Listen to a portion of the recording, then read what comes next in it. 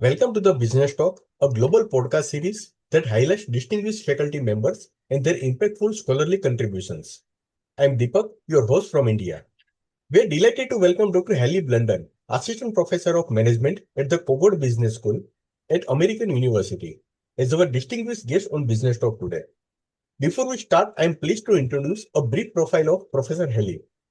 Professor Hayley's research explores how leaders turn difficult workplace conversations into opportunities for growth and collaboration.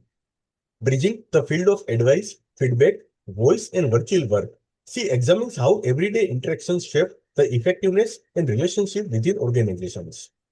By viewing these exchanges as dynamic and context driven processes, her work offers insights on making communication more constructive and impactful. Her research has appeared in leading journals such as Organizational Behavior and Human Decision Processes, Journal of Experimental Psychology, General, and Personality and Social Psychology Bulletin. It has been also highlighted by outlets including Harvard Business Review, the New York Times, The Economist, CNBC, and Forbes.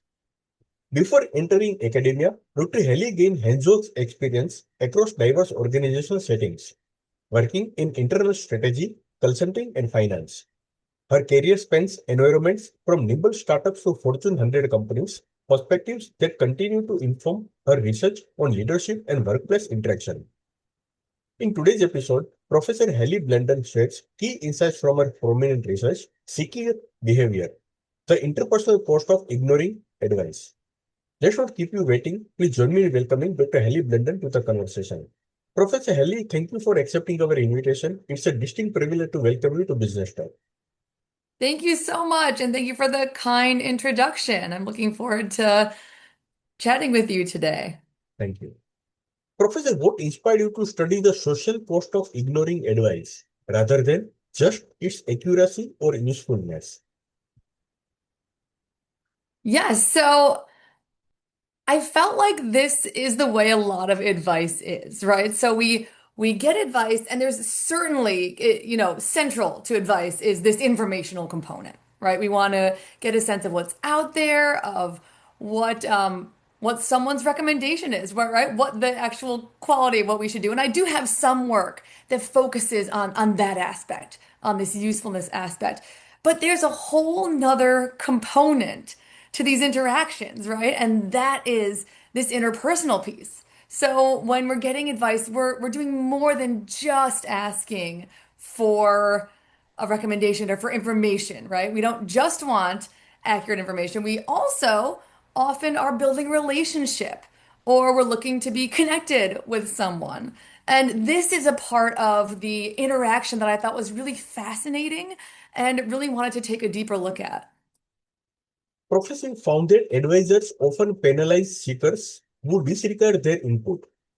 Could you share what these penalties look like in real workplace relationships?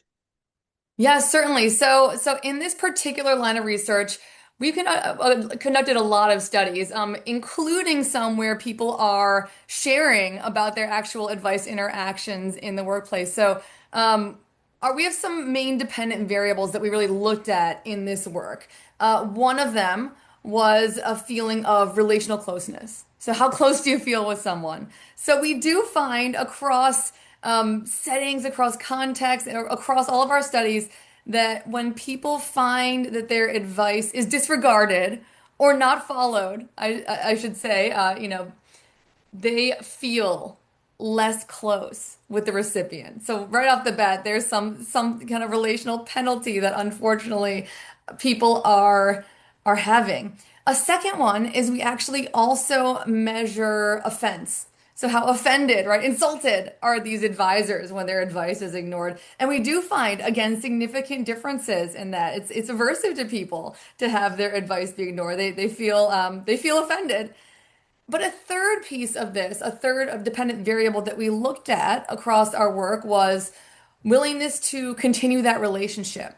So in some cases, it's are you willing to give advice to this person again? And we know that people have a portfolio of advisors who they do often go to advice for again and again. So this is a pretty impactful dependent variable for people if those advisors are less willing to give you advice in the future. But beyond that, we also looked at decisions to end the advising relationship. So, in one study, in a pilot study, we actually surveyed financial advisors and we asked them, have you ever done this? Have you ever experienced when someone hasn't followed your advice? And have you ended your relationship with them? And over half said they had.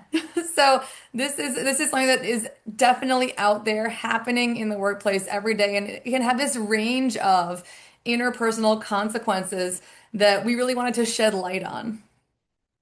Professor, expert advisors seem particularly sensitive when their advice was ignored. Why do you think expertise amplifies the interpersonal reactions in advice giving? Yes, yes. So experts, right? The role of expertise in advising is also very central. So we often seek out experts when we're getting advice. Going back to the financial advisors, these are people who have built a career on that expertise, and it's certainly valuable. We do want the most, useful, accurate advice, and going to an expert is one way we can do this. So expertise is something that gives people a social status, right? So if we are being sought out for our expertise, well, we are assumed to potentially have greater knowledge or more accurate knowledge. So when expert advisors' advice is not followed, it can be even more injurious to that perception that I'm someone who is esteemed and effective out in the world. And so we actually do have some measures of what's underlying some of these interpersonal reactions. So we did look at the mechanism of when people find out that their advice is disregarded, how does that make them feel? And we actually find two pathways. One is through perceptions of the seeker. So we do find that when people find out that someone sought out their advice and then didn't follow it, people do perceive that seeker as less warm and less competent, which are kind of the two universal dimensions of social perception. So kind of negative, get a negative impact there across the board, and that is related to these negative interpersonal consequences that I mentioned before. But there's also a second mechanism, and that is advisors' self views, right? So we asked, after this interaction, after you either, in our study, your advice actually was ignored, or you were calling a time your advice was ignored. How did you feel about your effectiveness? Did you feel inept? How did you feel about your social worth? Do you feel inferior to others? And we found that those advisors' self perceptions were also harmed by finding out that their advice was not heeded. So if you're an expert, right? If you're an expert and you find out that someone didn't follow your advice, well, you have a little bit further to fall. So we studied this as well and did find that that recommendation is often that we do seek out experts for advice, but we should keep in mind that if we don't follow that advice, some of these interpersonal consequences are likely to be stronger. We also find that experts are more confident in the advice that they give. So, some of these seeker perceptions may actually be even more strongly perceived, right? That seeker is incompetent for not following my advice because I'm an expert. Although I should say the greater impact of interpersonal consequences for experts did still hold when we controlled for their confidence. So that's not all that's going on, but I think that is an element as well. Professor, many people are told to get multiple opinions. Yet, your research shows that consulting multiple advisors can backfire. How should leaders or employees navigate that tension? Yes. Okay. So you're picking up on another finding from this line of work, and that is specifically examining a different recommendation that people often get when they're seeking advice, and that is to consult multiple people, right? So we're trying to leverage the wisdom of the crowds, and there are very good reasons for doing so, right? There's a really great body of work showing that when we do seek advice from multiple people, their kind of errors, the systematic mistakes they make are uncorrelated, leading us to actually be able to process that and get more accurate advice on average, right? So there are, and I don't want to I don't want to underplay those results. There's really strong reason that it's valuable from an accuracy perspective to get advice from multiple advisors. But when we think about that then from an interpersonal perspective, if we're going to seek advice from multiple advisors and they're not going to agree, and part of the reason that we get these accuracy benefits is because they don't agree, that's going to mean that we are by definition not following or not going to follow the advice of probably a majority of these advisors that we're seeking advice from. So we study this. We do find that indeed when people are find that they are one of multiple advisors instead of just one, that they do again interpersonally penalize the seeker, and we do directly tie it back to perceptions that their advice will not be followed. So we do measure those perceptions. Do you think that your advice is going to be followed or not? And when we find that it's likely, right, that people are not going to follow your advice, well, then we go back to some of those negative interpersonal consequences. So, like I said, this is not to say that there aren't great benefits to seeking advice from multiple others, but I think that it's helpful to keep in mind that there are these relationships that we're creating and affecting in the way that we decide to pursue advice. Professor, there is a fascinating asymmetry here. Seekers view advice seeking as information gathering, while advisors see it as offering direction. What does this mismatch tell us about communication at work?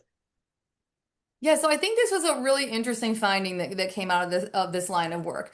We had advisors and seekers approaching an advice interaction. And we said, what is this interaction really about? What is it you're trying to do here? And just like you said, we found that the seekers were more likely to say they're trying to kind of expand their options, get a sense of what's out there, gather information. And the advisors, well, when you think about being an advisor, you often think about, well, I got to make, one specific great recommendation that's the right recommendation, not necessarily expand the option set, right? So it's really interesting to see that these different parties were coming to this interaction. And like any research, this is on aggregate, right? This is averaging across many people. So I'm not to say that, maybe in an individual interaction, one of our persons may have wanted guidance, right? But on the whole, is seen as a much more of an information kind of seeking exercise on the part of seekers versus advisors who see it as a more of a guidance giving exercise. So I think that reflecting on that, we can take a step back and think about, how your question was relating to how does this relate to communication at work? And I think this is one finding amongst many that show the kind of strong power of egocentrism when we're approaching any interaction in the workplace. So perspective taking, trying to take a step out of our own situation to try to get a sense of what it is that others are trying to do in an interaction can be really powerful.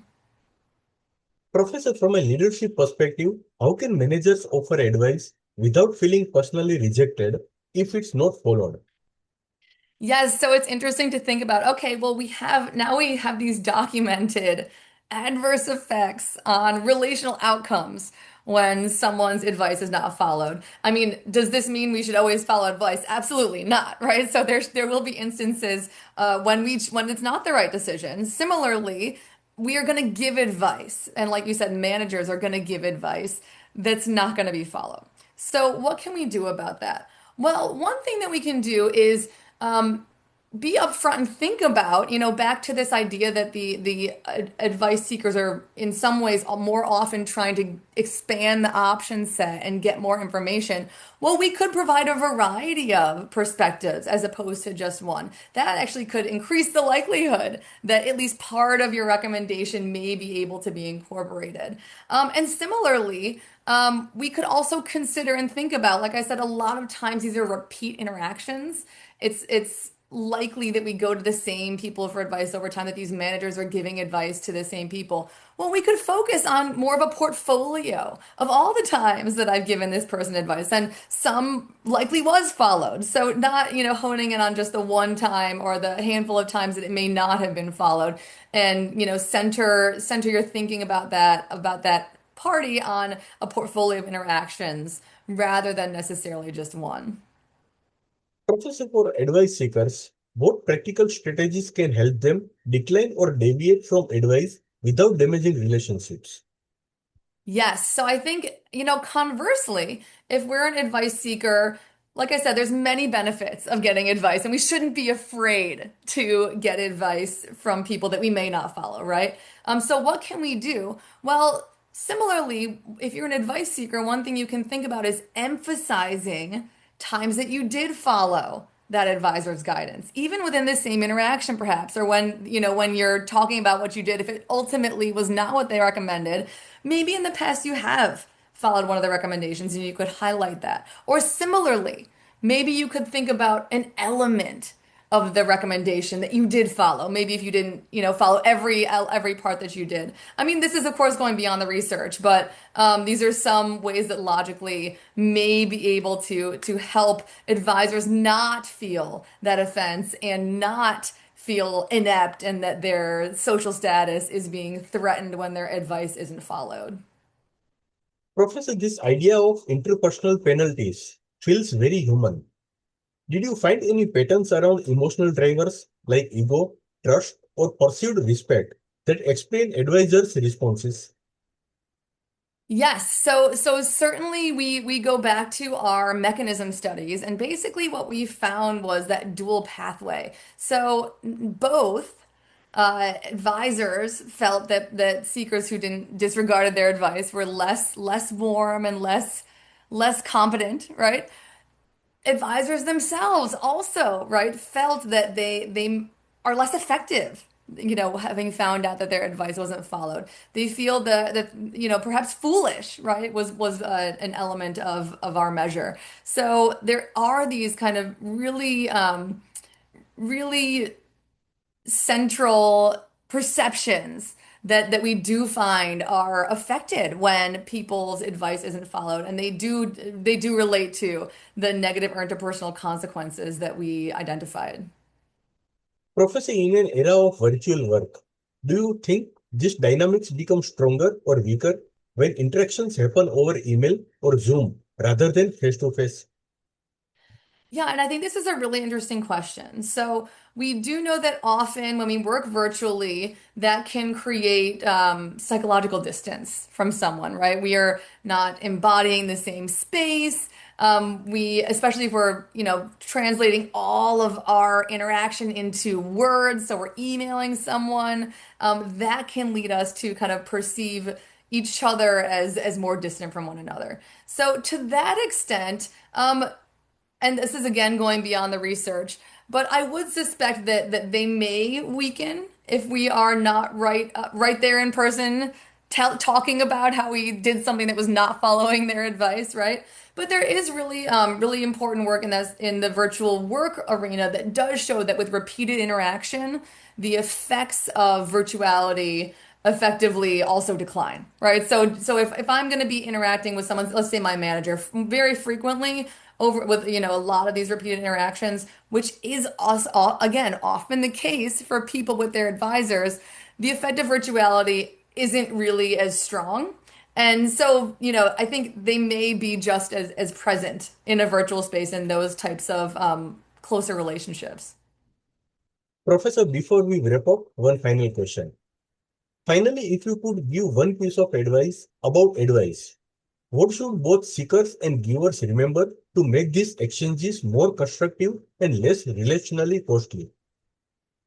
Yes, so certainly. So we've talked about some kind of practical strategies for approaching these interactions, very specifically. But I think that it can be helpful for people to take a step back and think about advice giving and seeking as a way, an opportunity really, to create connection. So kind of in highlighting these potential social costs, right? what we actually are showing is that there is a really big relational component to these interactions, and that shouldn't be underestimated. So perhaps there's a way to connect with someone by seeking advice, and that can be a way to really form a bond with another person. Thank you, Professor Hayley Blunden, for sharing your insightful research with our audience. It's been a real pleasure to having you on the show. Your perspective on the relational dimensions of advice and decision making offer a refreshing lens on workplace dynamics, reminding us how human connection shapes productive collaboration. We truly appreciate your time and expertise today. Thank you so much. Thank you so much.